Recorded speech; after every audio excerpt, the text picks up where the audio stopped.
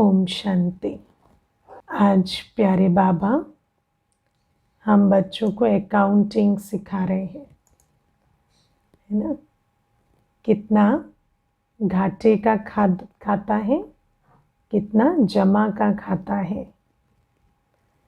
अब एक चीज़ हम सबसे पहले समझेंगे कि दुनिया में भी जैसे अकाउंट्स मेंटेन होते हैं तो धन के ही होते हैं, मोस्टली फाइनेंशियल अकाउंटिंग ही होती है।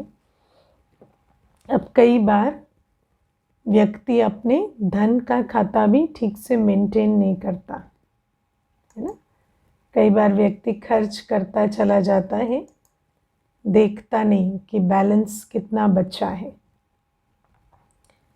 फिर जब उसको खरीदनी होती है कोई चीज़ और चेक काट कर देता है तो पता चलता है चेक बाउंस हो गया, है ना, क्योंकि उसको पता ही नहीं कि मेरा अकाउंट खाली हो गया है। तो दुनिया में भी जो व्यक्ति अपना अकाउंट ठीक से चेक नहीं करता, कभी कभी ऐसा होता है कि दिवाला मार चुका है लेकिन मालूम ही नहीं।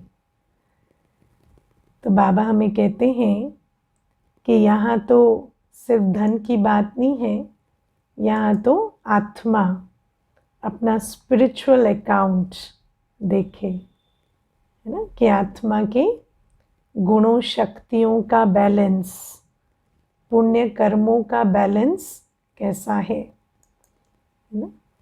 और पहले हम थोड़ा हिसाब किताब समझेंगे ना, अकाउंटिंग की थोड़ी पढ़ाई तो कर लें, है ना, फिर अपना अकाउंट ठीक से चेक कर लेंगे।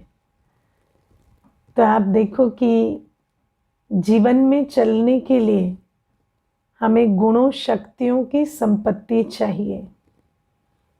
आज दुनिया भी रिकग्नाइज करती है कि एडवर्सिटी कोशेंट, स्पिरिचुअल कोशेंट, है ना, EQ, सब चीज़ें चाहिए दुनिया में भी सक्सेसफुल होने के लिए।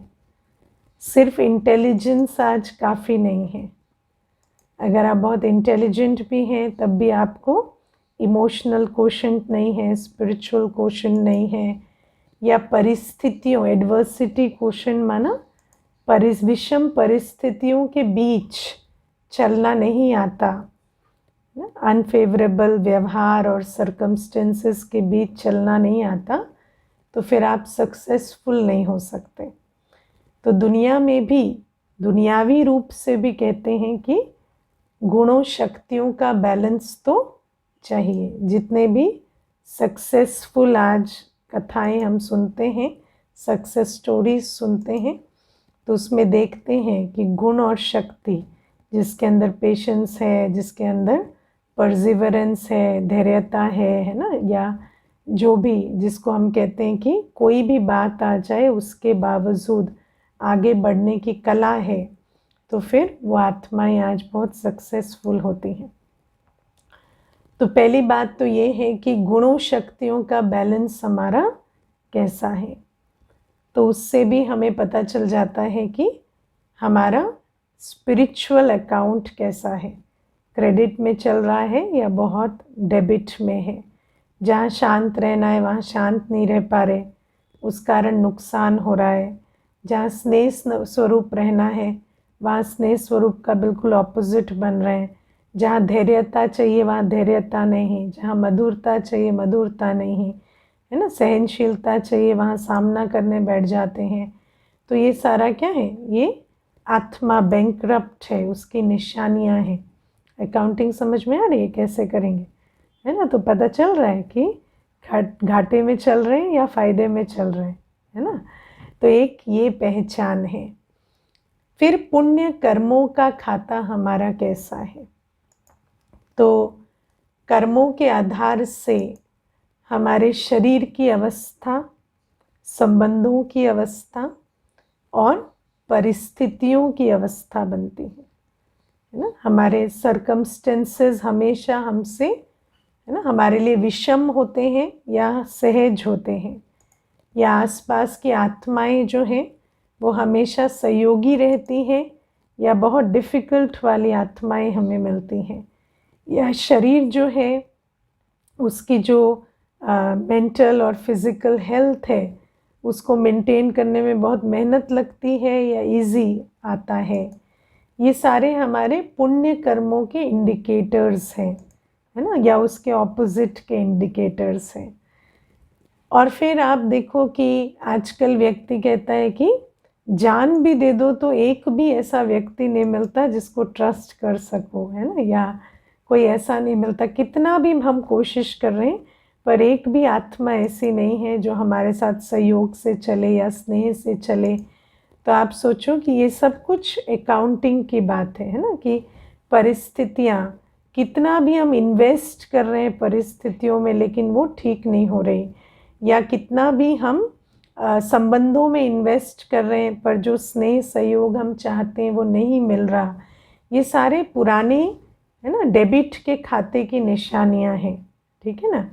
अब जनरली क्या होता है, जब कोई व्यक्ति बहुत डीप लोन में होता है ना, बहुत उसका कर्जे का खाता बड़ा है, तो क्या होता है जब उसको लेनदार आते हैं, रोज़ तंग करते हैं, सुबह शाम दिन रात खूब तंग करते हैं, तो क्या करता है एक नया लोन लेके उसको चुक्त कर देता है ना। तो हम भी क्या करते हैं, सारे दिन परिस्थितियाँ बिगड़ी रहती हैं, या संबंध ठीक नहीं है, या शरीर इधर उधर हो रहा है, या मन शांत नहीं रह रहा, धन की समस्याएं चलती हैं, तो फिर हम भी क्या करते हैं और विकर्म पे विकर्म बनाते जाते हैं, है ना। धन की समस्याएं तो और कुछ पाप कर्म करके धन कमा लेते हैं, या संबंध ठीक नहीं है तो फिर और ही काम विकार के आधार से और नए संबंध जोड़ लेते हैं, है ना, इधर उधर भटकते हैं, कहीं भी मोह जोड़ लेते हैं, है ना।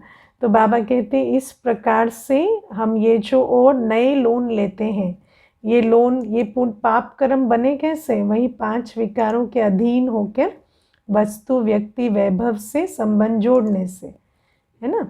धन लोभ के आधार से भ्रष्टाचार से कमाया, या संबंधों में काम विकार और मोह के कारण बहुत दुख की पाप की लेन देन की है, इसीलिए ये सारा बिगड़ा हुआ है। अब क्या होता है जब ये बिगड़ा होता है तो अमूमन यही होता है कि हम उसको भी चुक्त करने के लिए नए और नए नए विकर्म करते चले जाते हैं, या बहुत और भी क्रोध या असंतुष्टता की वाइब्रेशन वायुमंडल में फैलाते हैं। तो बाबा हमें कहते हैं कि इससे क्या होता है, तुम्हारा जो डेबिट का खाता है वो और बढ़ता चला जाता है, वो घटता नहीं है और बढ़ता है। तो अब समझ में आ रहा है, अगर हमारी चारों तरफ चीज़ें अनुकूल नहीं हैं, है ना, शरीर मन हर चीज़ में चैलेंजेस आ रहे हैं, या हमारे आसपास जो जब परिस्थितियां हमसे गुणों शक्तियों की डिमांड करती हैं, है ना, कहीं पर धैर्यता की सहनशीलता की डिमांड आ रही है लेकिन हम उसे पूरी नहीं कर पा रहे हैं, तो इसका मतलब हमारा डेबिट का खाता बहुत बड़ा है। तो अब अंदाज लग रहा है कितना बड़ा है, कि क्योंकि कहीं कहीं हमें समझ नहीं होती है, इसलिए हम सोचते हैं हम तो ठीक ही चल रहे हैं, लेकिन बाबा हमें कहते हैं अगर तुम ठीक चल रहे होते तो जो भी तुम्हारे कर्मों अनुसार परिस्थितियाँ आती हैं उसमें तुम कंफर्टेबल रहते।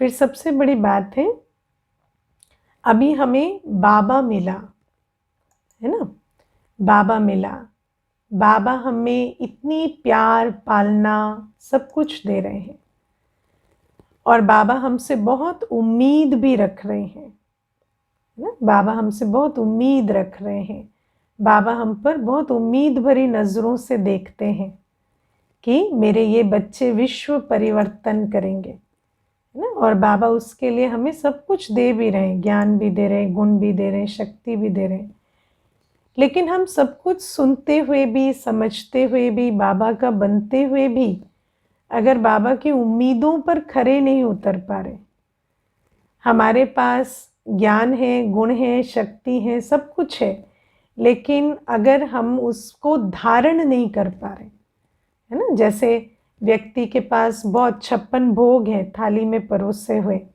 लेकिन अगर वो उसको खाकर हजम नहीं कर पा रहा तो क्या कहते हैं, उनकी हेल्थ खराब है, यही कहेंगे ना, इनकी हेल्थ ठीक नहीं है।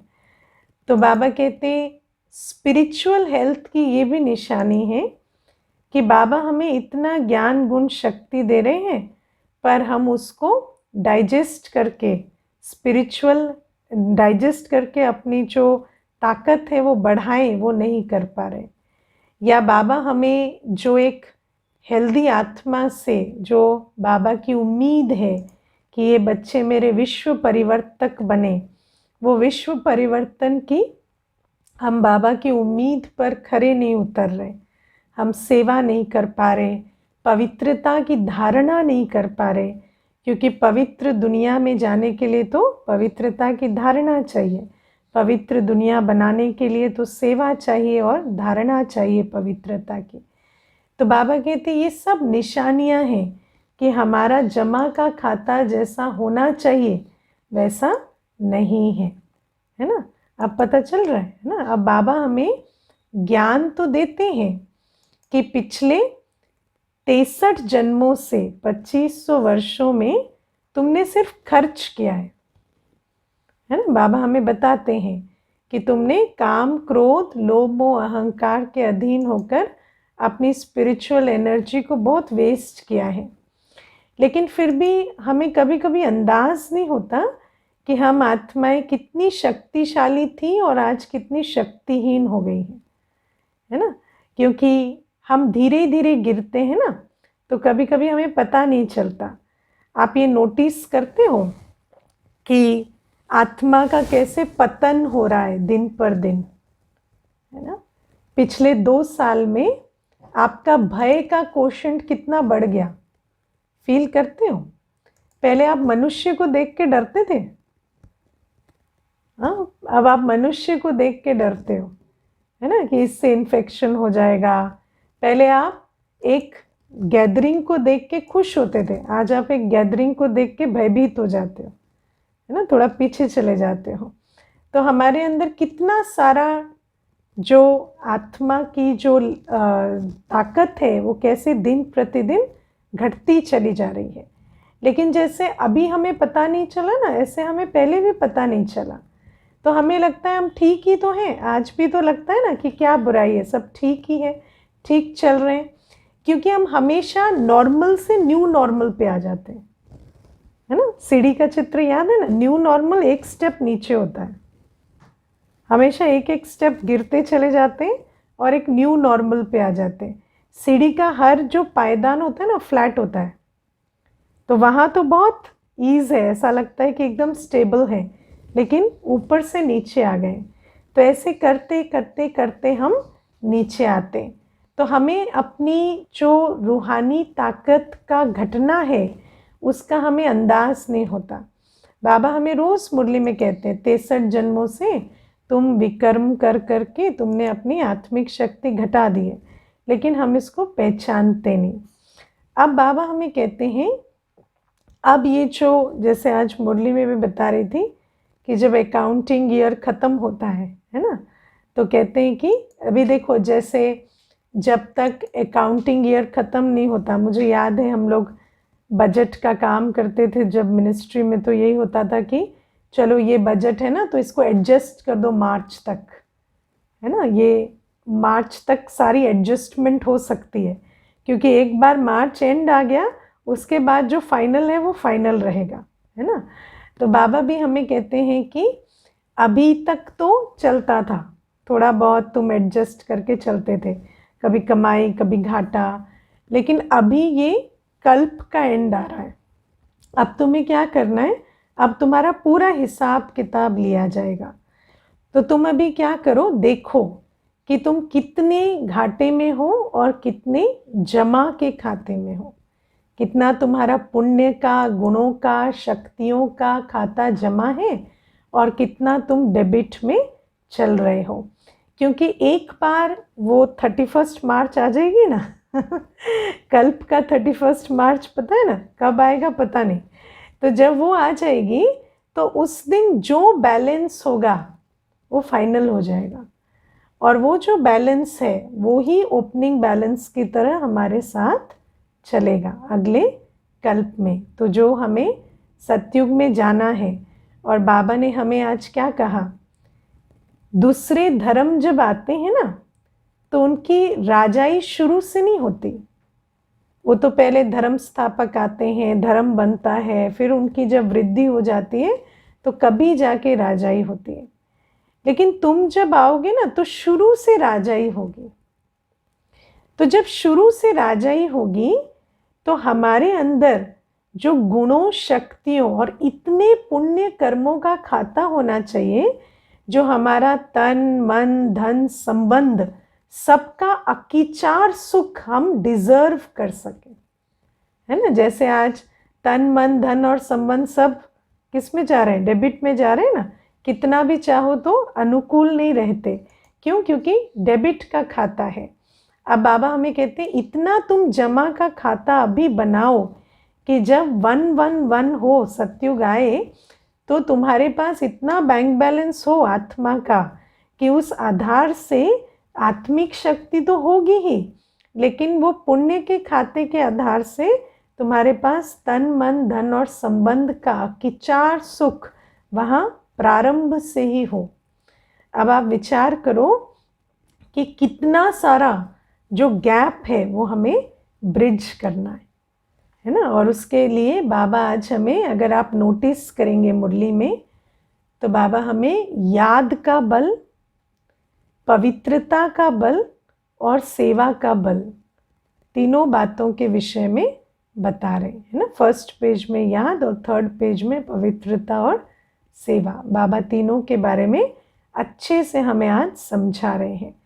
तो अभी टाइम है फोकस करने का योग बल पर, पवित्रता के बल पर और सेवा के बल पर। तो सबसे पहले हम आज लेते हैं याद का बल, है ना। तो बाबा हमें कहते हैं सबसे पहले तो जो तुम्हारा पाप का खाता है ना, पुराना पाप का खाता, वो क्या करता है? तुम्हारे मन और बुद्धि को हमेशा दुख की बातें, है ना, जो विकारों की बातें हैं उस तरफ खींचता है। हमारा पाप का खाता क्या करता है? क्योंकि हर कर्म में आने से पहले तो संकल्प आते हैं, बुद्धि को खींच होती है। तो बाबा कहते हैं तुम्हारा पाप का खाता ऐसा है कि तुम्हारा मन और बुद्धि किसी श्रेष्ठ स्थान पर नहीं टिकते। आज आप सारे दिन देखो मन बुद्धि कहाँ जा रहे हैं?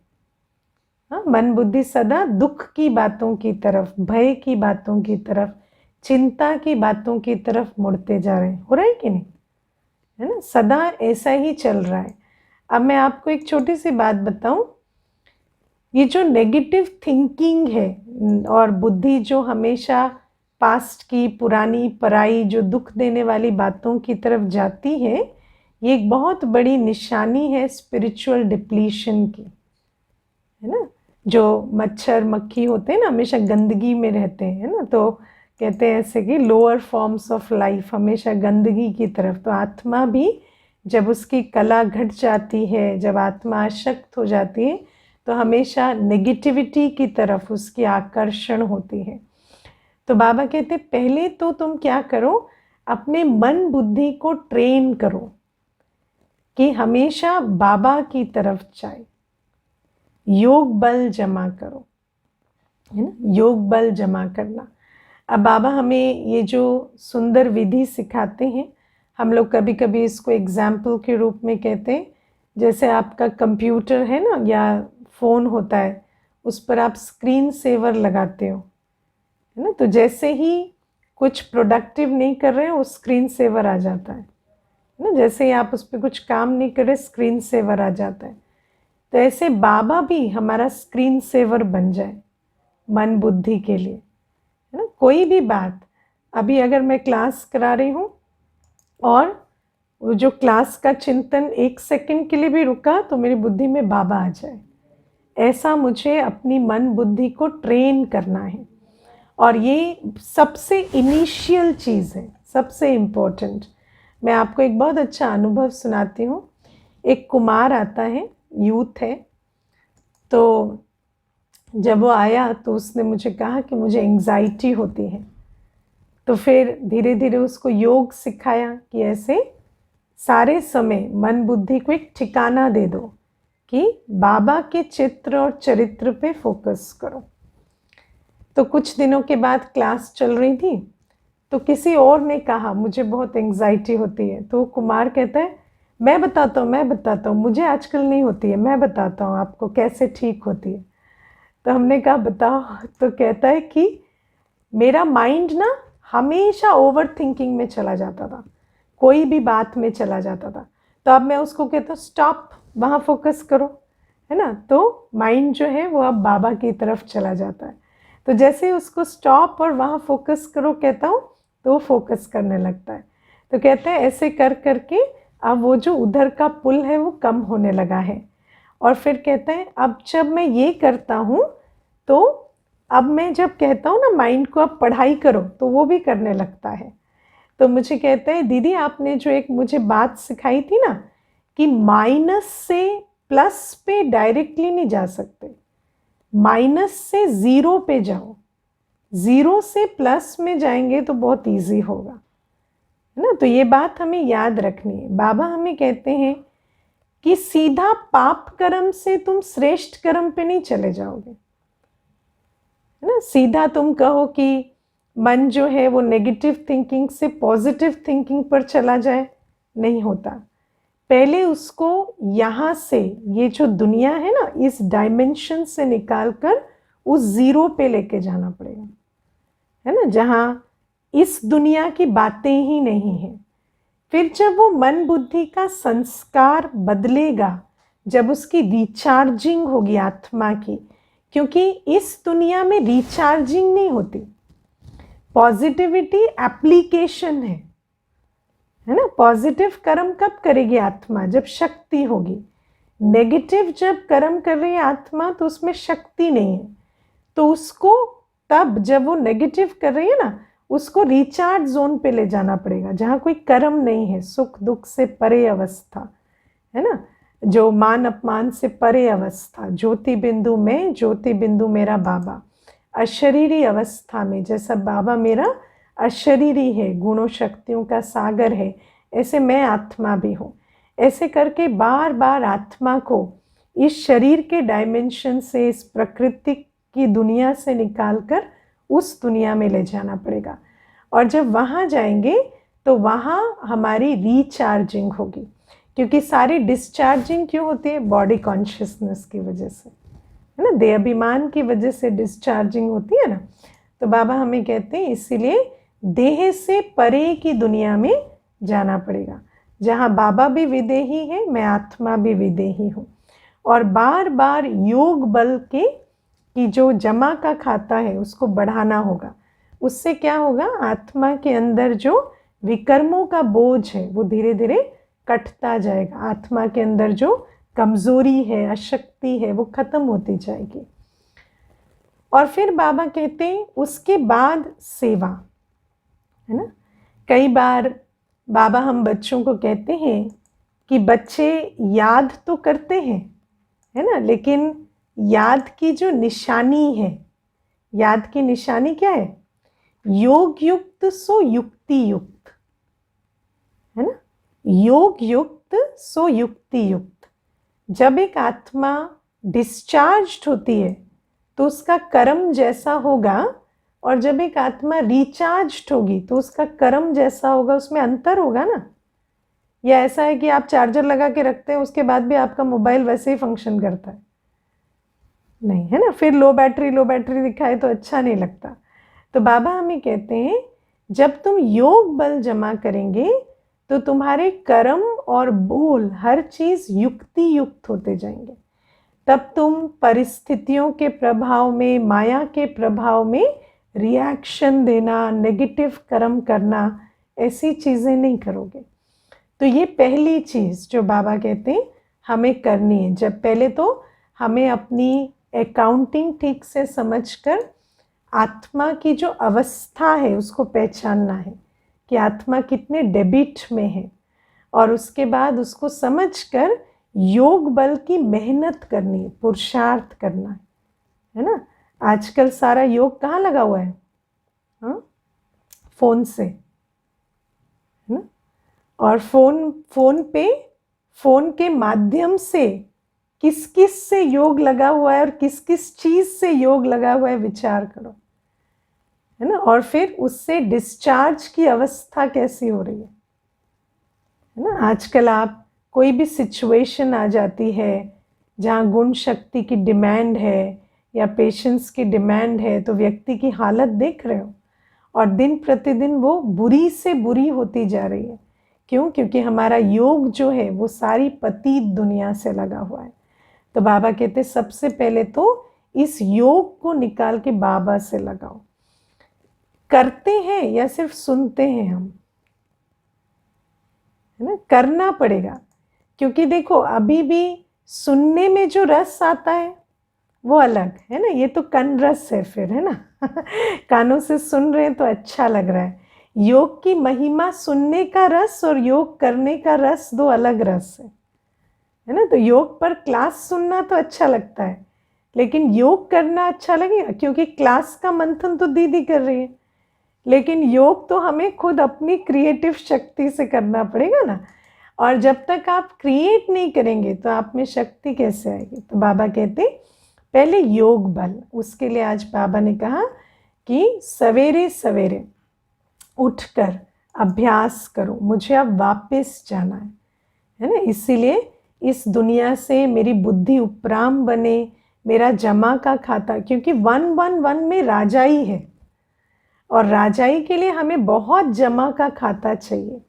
जब हमारे को इतनी समझ होगी, इतनी बुद्धि में सदा स्मृति रहेगी कि हमारा लक्ष्य क्या है, तो फिर हम योग बल पे उतना अटेंशन देंगे।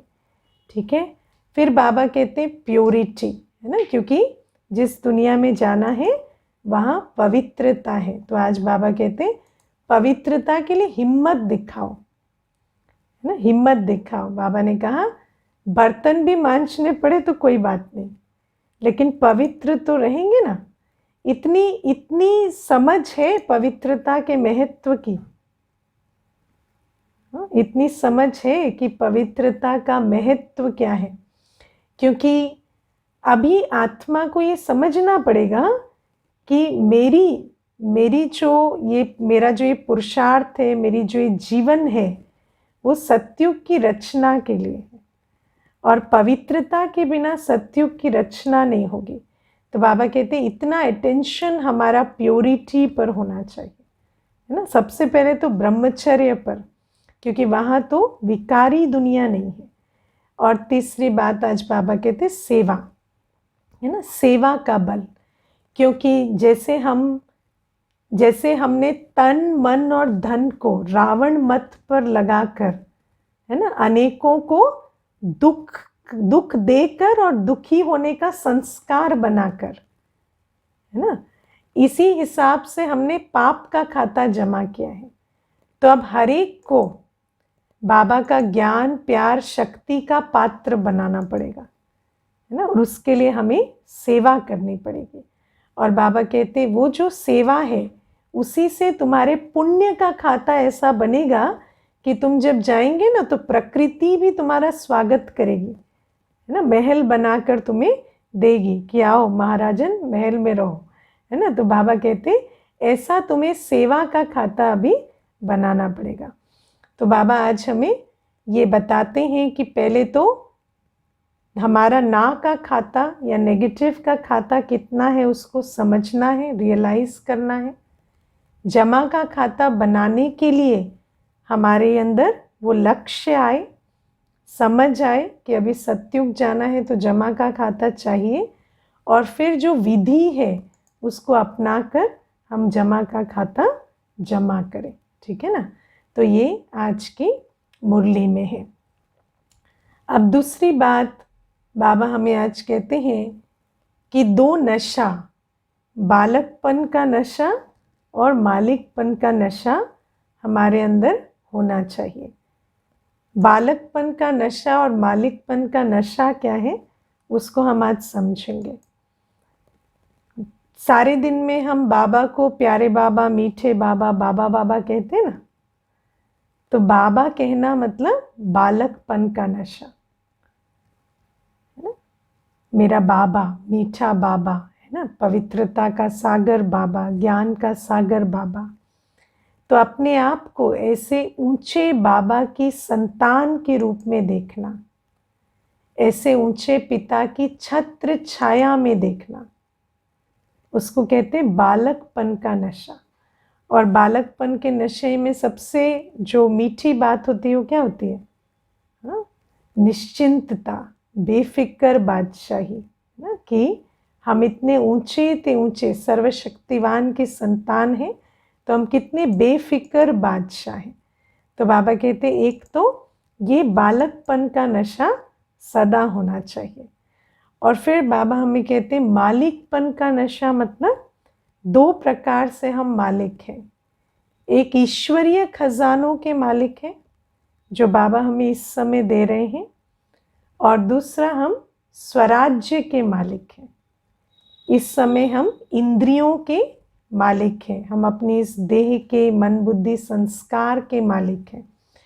आज तक इस दुनिया में किसी को ये नशा नहीं था कि मैं आत्मा इस शरीर की मालिक हूँ। हमें वो नशा है ना, मेरा मन बुद्धि वहाँ जाएंगे जहाँ मैं उसको परमिशन दूंगी, जहाँ मैं अपनी इंद्रियों को एकाग्र होने के लिए कहूँगी, ये वहीं जाएंगे। तो बाबा कहते हैं जो कर्म मैं इंद्रियों को कहूँगी वही करेंगी। तो बाबा कहते हैं ऐसा मालिकपन का नशा इस समय बाबा की गिफ्ट है। बाबा ने हमें स्वराज अधिकारी बनाया है। और दूसरा मालिकपन का नशा जो बाबा कहते हैं कि हम ईश्वरीय खजानों के मालिक हैं। बाबा मेरा ज्ञान का सागर है, तो मैं भी ज्ञान के खजाने के अधिकारी हूँ। मुझे वो त्रिकालदर्शी त्रिलोकीनाथ का पद मिला है ना, बाबा से तीनों कालों तीनों लोकों का ज्ञान मिला है जो दुनिया में किसी को भी नहीं। बाबा ने हमें गुणों का, शक्तियों का, कितनों का खजाना दिया है। अब आप सोचो, जो मालिक होता है, जैसे दुनिया में कहते हैं ना इसके पास बहुत धन है, तो क्या है सारे टाइम धन को खर्च करता है क्या? नहीं। लेकिन धन है, इसका उसको कितना नशा होता है ना। तो बाबा कहते रोज तुम अपने खजानों का सिमरण करो कि बाबा से मुझे कितना कुछ मिला है, मैं कितनी भरपूर आत्मा हूँ, तो उसका कितना नशा चढ़ता है। और फिर कल भविष्य विश्व के मालिक बनने वाले हैं, इसका भी नशा होना चाहिए। और फिर बाबा आज कहते हैं कि जब ऐसा नशा होगा आत्मा को, तो क्या होगा? वो विघ्न विनाशक बन जाएगी, क्योंकि विघ्नों का कोई साइज नहीं होता। आत्मा जितनी पावरफुल, विघ्न उतना छोटा। तो जब हम अपने आप को ऊंचे, बाबा का ऊंचा बच्चा है ना, बाबा ने हमें एक बहुत मीठी बात बताई है, जो बच्चे बनेंगे वो बच जाएंगे, जो बच्चे बनेंगे वो बच जाएंगे।